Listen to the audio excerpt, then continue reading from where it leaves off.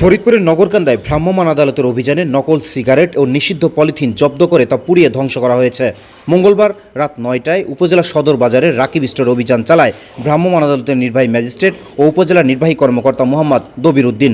এ সময় রাকিব স্টোরের মালিক শরীফ উদ্দিনকে ২০,০০০ টাকা জরিমানা করা হয়। সেই সাথে জব্দকৃত নকল সিগারেট ও পলিথিন আগুনে পুড়িয়ে ধ্বংস করা হয়। অভিযানকালে উপজেলা কৃষি কর্মকর্তা তিলক কুমার ঘোষ, পুলিশের উপপরিদর্শক শহীদুল ইসলাম সহ পুলিশ ও আনসার সদস্যরা উপস্থিত ছিলেন।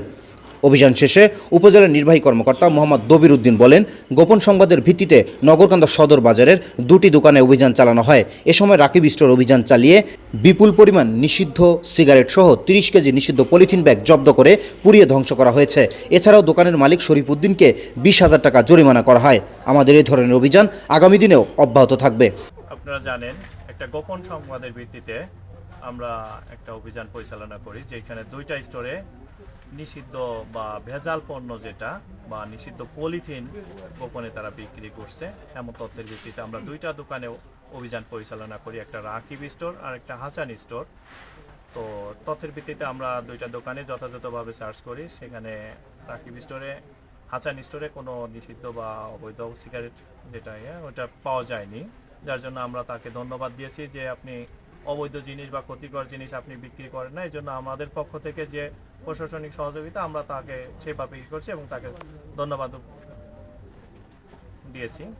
এর পরবর্তীতে আমাদের হাসান স্টোরে, যেটা আমরা এই রাকিব স্টোরে আমরা আমাদের অভিযান পরিচালনা করি এবং সবগুলো এসে সার্চ করি। তার দোকানে বিভিন্ন অবৈধ বা নকল সিগারেট পাওয়া যায় এবং নিষিদ্ধ পলিথিন পাওয়া যায় এবং সে তার মোবাইল কোর্টে, আপনারা জানেন মোবাইল কোর্টের একটা বিষয় যে সরজমিনে ওই ব্যক্তিকে দোষ স্বীকার থাকতে হয় এবং সে তার অবৈধ নকল পণ্য বিক্রির কথা সে স্বীকার করে এবং তারা এই অভিযোগকে আমরা আমলে গ্রহণ করি এবং যার সে ভোক্তা অধিকার সংরক্ষণ আইন 2009-এর 41 ধারায় নকল পণ্য বিক্রি। এবং তার আরেকটা বিষয় যে আপনারা জানেন পরিবেশের বিষয়ে বর্তমান সবাই এবং নিষিদ্ধ পলিথিন ঢাকায় পরিবেশ সংরক্ষণ আইন 1995 নিষিদ্ধ থাকায় আমরা দণ্ডবিধি 1860-এর 188 ধারায় 2টা বিষয়ে তাকে আমরা 20,000 টাকা জরিমানা করি এবং ভবিষ্যতের ক্ষেত্রে আমরা এই অভিযানগুলো নিয়মিতভাবে পরিচালনা করব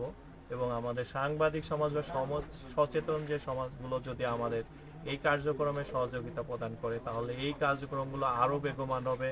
ভবিষ্যতে যাতে নগরকান্দার মানুষগুলো ভালো থাকে এবং তাদের স্বাস্থ্যের বিষয়ে সতর্ক থাকে। এই ক্ষতিকর পণ্যগুলো যত বেশি আপনার মধ্যে ছড়ায় যাবে, আপনি আমার চারপাশে যারা আছে সবাই ক্ষতিগ্রস্ত হবে।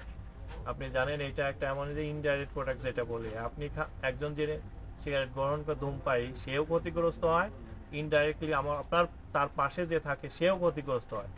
একটা হচ্ছে বৈধ সিগারেট আর একটা আছে এরা আমাদের এখানে পাওয়া গেছে অবৈধ সিগারেট, এটা আরও বেশি ক্ষতিকর।